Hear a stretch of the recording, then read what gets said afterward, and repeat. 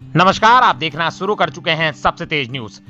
मध्य प्रदेश से अलग होने के बाद छत्तीसगढ़ की राजनीति जिस एक शख्स के इर्द गिर्द घूमती रही, उसने आज इस दुनिया को अलविदा कह दिया। साल 2000 में जब छत्तीसगढ़ राज्य का गठन हुआ तो उस क्षेत्र में कांग्रेस को बहुमत था।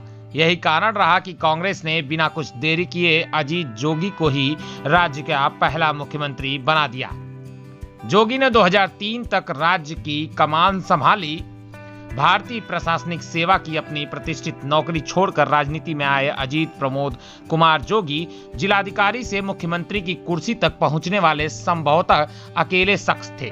छत्तीसगढ़ से बिलासपुर जिले के गांव में शिक्षक माता पिता के घर पैदा हुए जोगी को अपनी इस उपलब्धि पर काफी गर्व था। जब तक मौका मिलने पर अपने मित्रों के बीच इस का जिक्र करते हुए वे बात कहते थे। 1968 में वह आईपीएस बने और फिर 2 साल के बाद ही आईएएस। लगातार 14 साल तक जिलाधीश बने रहे, जो अपने आप में एक रिकॉर्ड है। राजनीति में आने से पहले और बाद में भी लगातार किसी न किसी वजह से वह हमेशा विवादों में रहे। जोगी पूर्व प्रधानमंत्री इंदिरा गांधी से भी बहुत प्रभावित थे। पत्रकारों व अपने नजदीकी मित्रों के बीच अक्सर एक किस्सा दोहराते थे। उनकी इस पसंदीदा कहानी के मुताबिक अखिल भारतीय प्रशासनिक सेवा के प्रोबेशनर अधिकारी के तौर पर जब उनका बैच तत्कालीन प्रधानमंत्री से मिला तो एक सवाल के जवाब में इंदिरा गांधी ने कहा, भारत में वास्तविक सत्ता तो 3 ही लोगों के हाथ में है, डीएम, सीएम और पीएम। युवा जोगी ने तब से एक बात गांठ बांध रखी थी।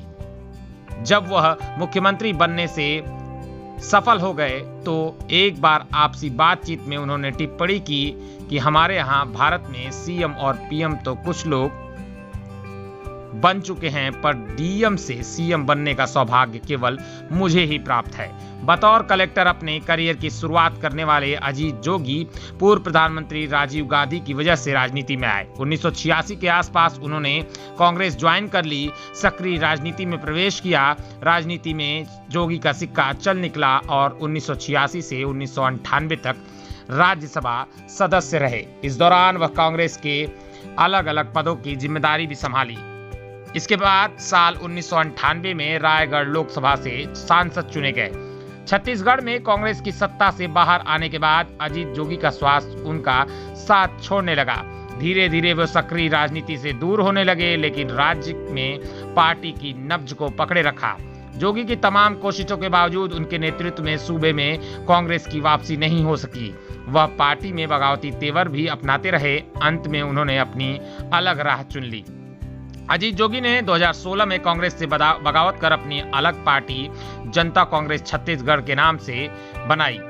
सफलता तब भी हाथ नहीं लगी। 2018 के विधानसभा के चुनाव में जोगी को यह बता दिया कि उनका दौर अब समाप्त हो चुका है और शुक्रवार को छत्तीसगढ़ के पहले मुख्यमंत्री अजीत जोगी ने 74 साल की उम्र में इस दुनिया को अलविदा कह दिया। तो ये थी कहानी अजीत जोगी की, जिन्होंने सीएम का सपना डीएम से शुरू किया और ऐसे तय की सियासी सफर की अपनी कहानी। आपको ये वीडियो कैसा लगा कमेंट करके जरूर बताएं। नए हैं तो चैनल को सब्सक्राइब करना ना भूलें।